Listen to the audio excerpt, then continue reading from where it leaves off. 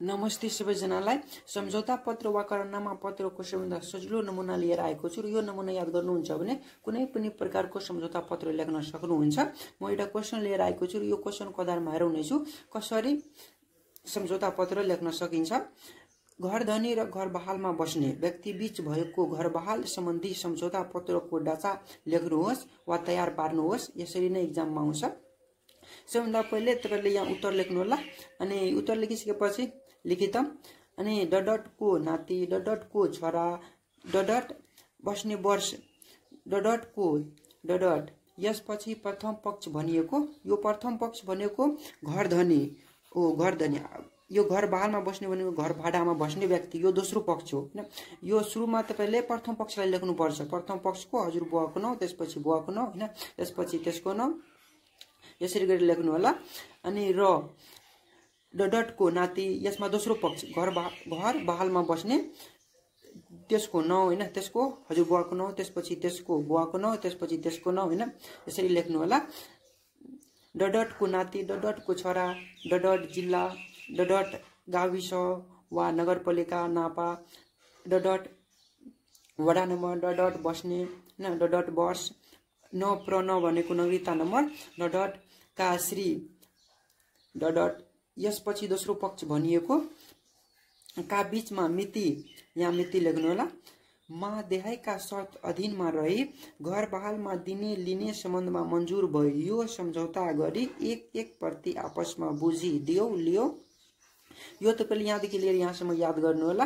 अनि त्यसपछि यो शर्तहरू यहाँ तपाईले शर्तहरू लेख्नु होला। अनि शर्त नम्बर 1, शर्त नम्बर 2, शर्त नम्बर 3 तपाईको एक्जाममा कति मार्कमा सोधेको छ त्यस अनुसार तपाईले यहाँ शर्त लेख्नु होला। यो शर्त 1 प्रथम पक्षको घर बहालमा वा भाडामा लिए बापत दोस्रो पक्षले प्रथम पक्षलाई मासिक रु अक्षरपी मा उपलब्ध गराउने, यहाँ रु लेख्नु होला।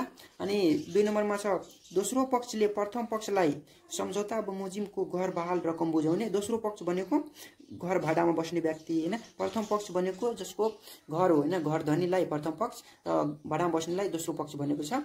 अनि घरको सरसफाई सुरक्षा र सामान्य मर्मत सुधार दोस्रो पक्षले गर्नुपर्ने।